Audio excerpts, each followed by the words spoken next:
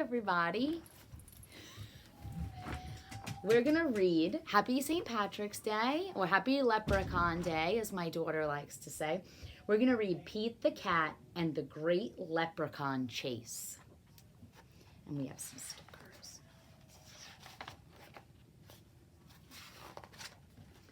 Tomorrow is St. Patrick's Day, and Pete's teacher, Mr. G, is teaching about leprechauns.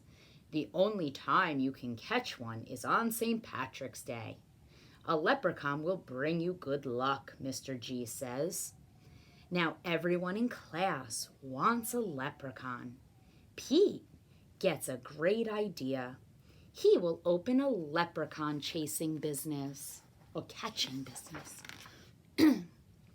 St. Patrick's Day comes, and Pete gathers some supplies. He hangs a sign over his stand. This will be easy, Pete thinks.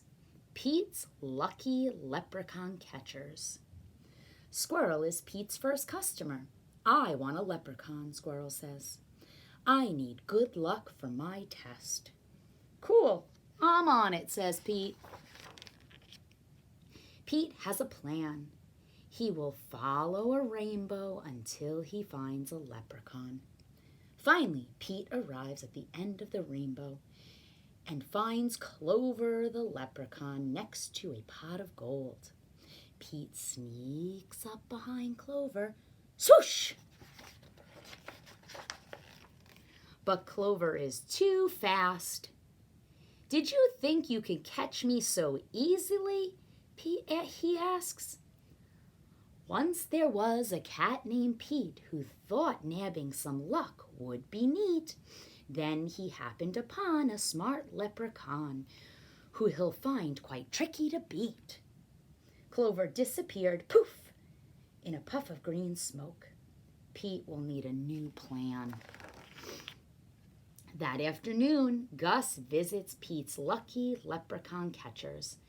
I want a leprechaun, Gus said. I need good luck for my band recital. Pete says, I'll see what I can do. Pete's plan is to lure Clover out with his music. Pete plays a jaunty song on his guitar. Before long, Clover dances over to Pete. Just a little closer, Pete thinks. Suddenly, Clover starts spinning around Pete.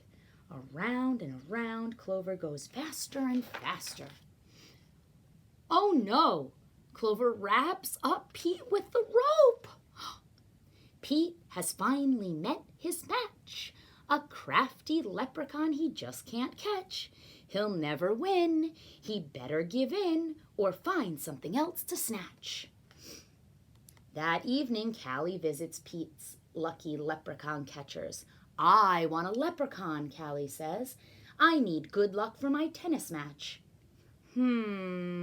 Says Pete. St. Patrick's Day is almost over. There isn't much time left to catch a leprechaun, but Pete won't give up yet. Pete sneaks. Oops. Pete sets a trap for Clover. Before long, Clover tiptoes to the trap and sniffs the air. I love candy, he whispers, peering under the box. Pete waits very quietly. Crash! Pete rushes over and checks underneath the trap. But it's empty. Clover skips away. Pete has tried many a plot, but still I haven't been caught. And isn't it dandy? I even got candy. Well, Pete ends up with squat.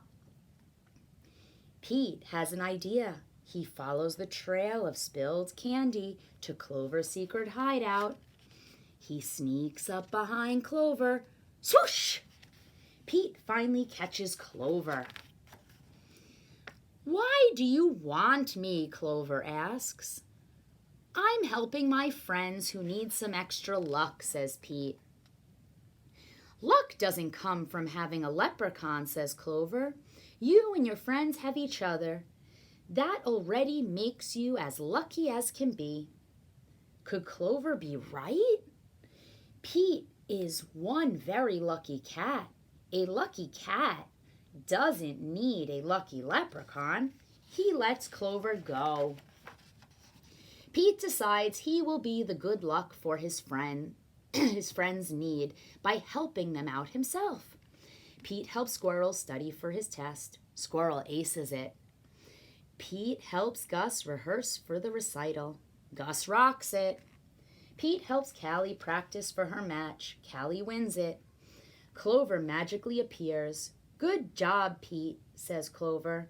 I have one more poem for you.